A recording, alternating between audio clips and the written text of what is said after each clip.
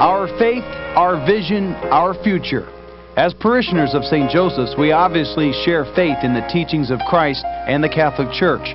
But to define our vision and our future is more difficult. What do we hope for? How will our parish serve a vastly growing Christian community in the decades ahead? It's been said, to see your future, you need look no further than your past. Emil and Albert, that was Mom's brothers and sisters. They had a window there.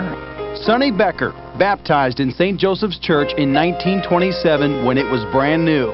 In fact, his father and uncles helped build it. They gave their time, their money, their faith, sacrificing not only for their families of the 1920s that had outgrown this old one-room wooden chapel, but also for the generations they would never know.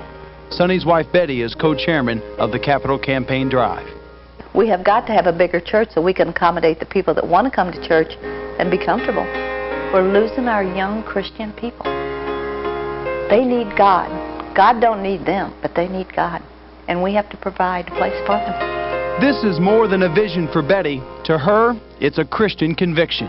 Because of my faith, I know we need the bigger church. We need to draw these kids back into the church. We've lost so many of them. We need this Catholic school. We just need to open up and do what God tells us to do. It's going to happen. I know it's going to happen. And the time for it to happen is now, as there is an enormous surge of growth underway in our parish. In the past 10 years alone, more than 900 homes have been built in the area. More than 600 new families have come to our house of worship at a current rate of 100 families per year. We have more than doubled the parish population. Families like the Beckleys, Dale and Sharon admit Sunday Mass can often be more frustrating than uplifting. It is distracting because they try and squeeze people in, you know, when Mass is getting ready to start. And if you have to sit far back, you can't see what's going on in the front of church. But like hundreds of families, the Beckleys did not give up on their parish. Instead, they've come forward in faith and joined the Giving Tree. They made a financial commitment to catch the dream, a sacrifice for the future. It wasn't a matter of question, could we? We decided how we could make it work and went from there. I'm not saying it's been easy. I mean, there's every once in a while when you make that payment that I think I could be driving a new van. But, I mean, I think all of us feel good that we're a part of this and that we were willing to give up something, you know, for the good of the church. Their commitment and the support of many families and individuals have taken the Capital Campaign from wishful thinking to this hilltop.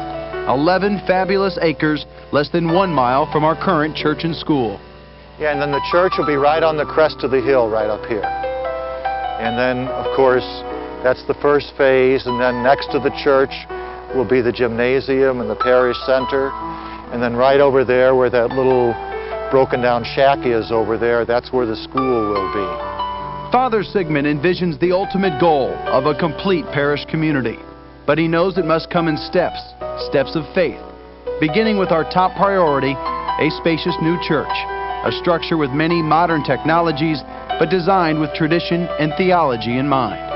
The church is really the entire gathering together. It's the assembly itself. So we're trying to emphasize not just the sanctuary area where the priest is, but the whole body of worship.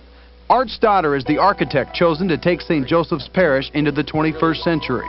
But many parishioners have contributed in making sure all needs are being considered in this $1.7 million project.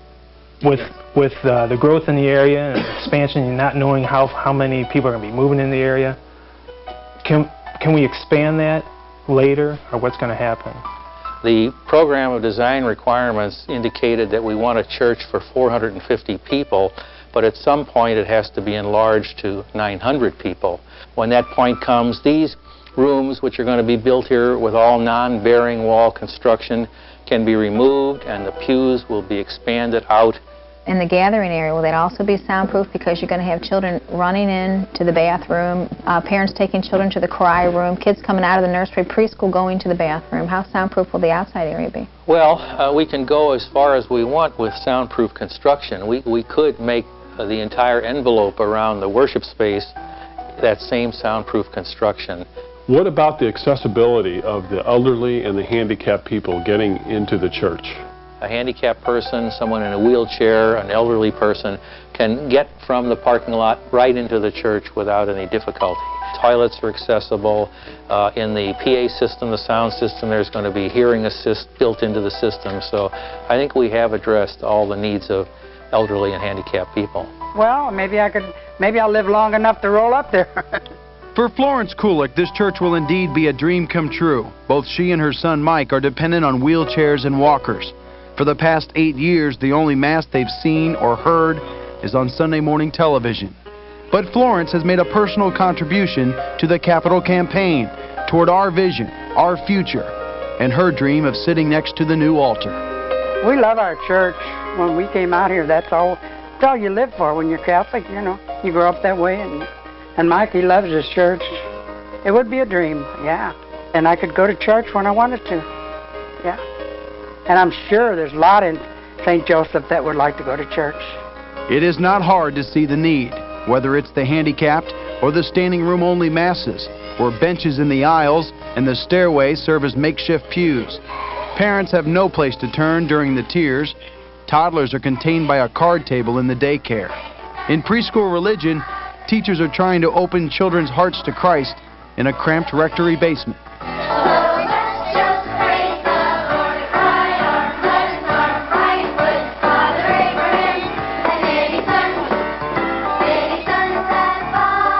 Yes, we've learned to improvise and make do. Unfortunately, that has become the rule at St. Joe's. But now, right now, we have a clear-cut choice. We can invest in our children, in their children, and in our Christian family's future, or we can continue to stand on the outside looking in and wonder why things aren't better. Perhaps never again in your lifetime can you give your child or grandchild a more clear-cut example of sacrifice and sharing. Dennis and Tina Keenan, members of St. Joseph's for 11 years, say their decision to join the new church effort was almost automatic. I think if you're going to be part of the parish, you should help support it as best you can. It's only as big a deal as you make it out to be. I mean, it's like a lot of things, you know, like he's saying he didn't really think about it a whole lot, because that's true. I mean, things that need to be done, that's just the way he looks at it, is, well, you just do it. It's an important time, and it's an exciting time, too. Whom shall I send? Already $680,000 has been collected. That's 2/3 the amount pledged. If you've made a pledge, please honor your commitment. If you've put off the decision or are new to the parish, there is no better time than now. You can personalize your pledge in a variety of ways. For example, you can help pay for the 7 stained glass windows that will be moved to the new church. A costly but important project to remember the spirit of those who sacrificed before us, to give thanks to this sacred building that has served faithfully for the past 70 years. At the heart of this effort, we're asking all families to participate in the 3 for 3 for Thee campaign, a gift of 3% of your family's gross income in each of the next 3 years. Only you and God know what your family can afford. But as Jesus said in the Gospel of St. Luke, the measure you measure with will be measured back to you. With our faith, with our vision, we will see our future high on this hilltop by Christmas of '97. Thank you, Lord, for the faith you've grown in our parish. As I went over the parish list last week, I saw so many parishioners with pledges for our church. It must really take faith in you to do that with all their bills. Families with 4 and 5 kids. Single parents who really must be having a hard time. And the retired people have to have faith to pledge when they don't know how much they'll really need. Lord, remind the poor who sincerely can't give money how important their prayers are. Thank you, Lord, for the faith and generosity of so many. Please help them all catch the dream.